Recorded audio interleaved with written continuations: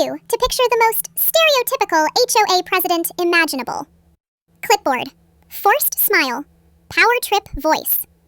Now imagine that person calling my mom's cooking a biohazard. And then getting publicly humbled by my 10-year-old brother asking one question. So, I live in one of those neighborhoods where lawns look airbrushed. The kind of place where people wave, but only to check if your trash can is visible from the street. And we have an HOA. Not the normal, keep the pool clean kind. I mean the, we will measure your grass kind.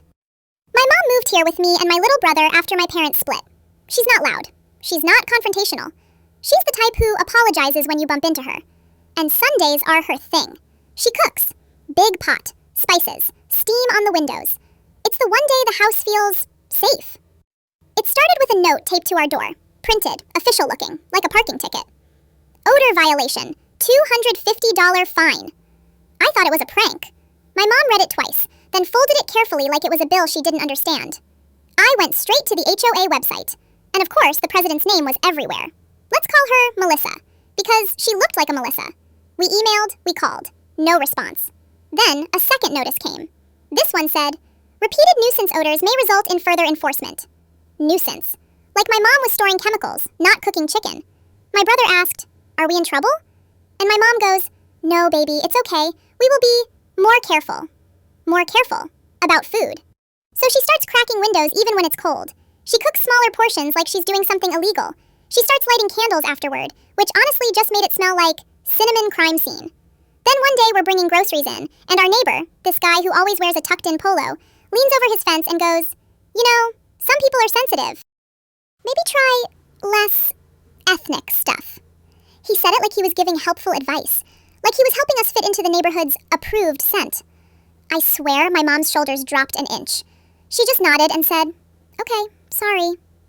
I stood there gripping a bag of onions like I was about to commit a felony. A week later, there's an email blast. Monthly HOA meeting, community concerns and violations. My mom didn't want to go. She said, they don't like me. I don't want problem. I said, we're going. They don't get to fine us for existing. And that's when my little brother quietly asked, can I come too? I said, it's boring, grown-up stuff. He goes, I want to help Mom. That should have been my first clue. We walk into the clubhouse. Fluorescent lighting, folding chairs, a table with stale cookies no one touches.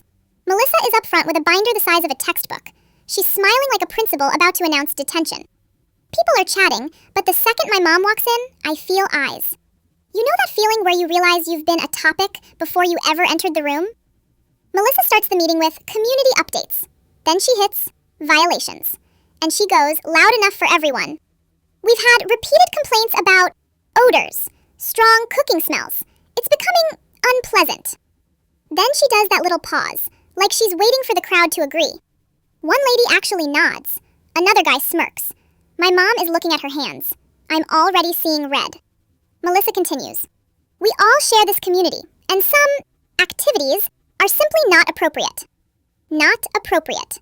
Because my mom is cooking food. Then Melissa says the thing that flips the switch. I'm not trying to be rude, but when the hallway smells like that, it feels like a biohazard. A biohazard.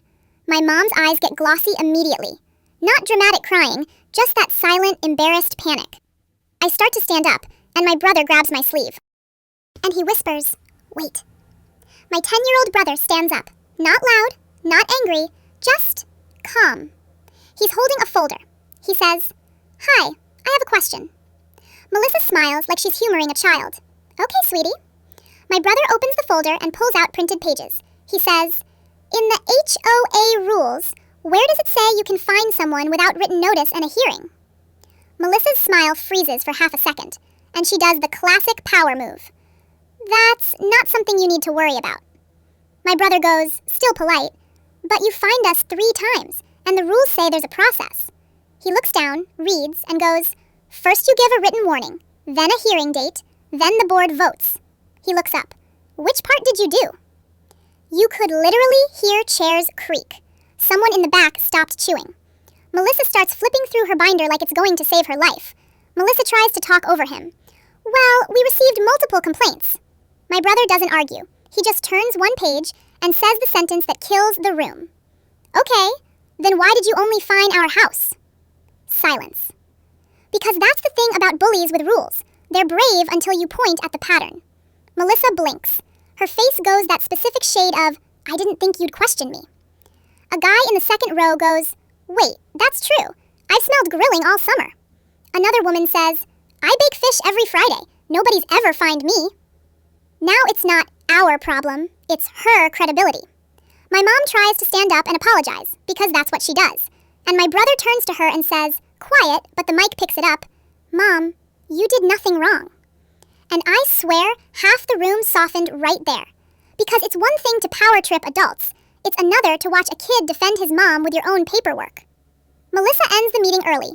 We'll review the notices. 2 weeks later, we get an email. Fines withdrawn. Procedural correction. No apology. Of course. But my mom cooked the biggest Sunday meal of her life.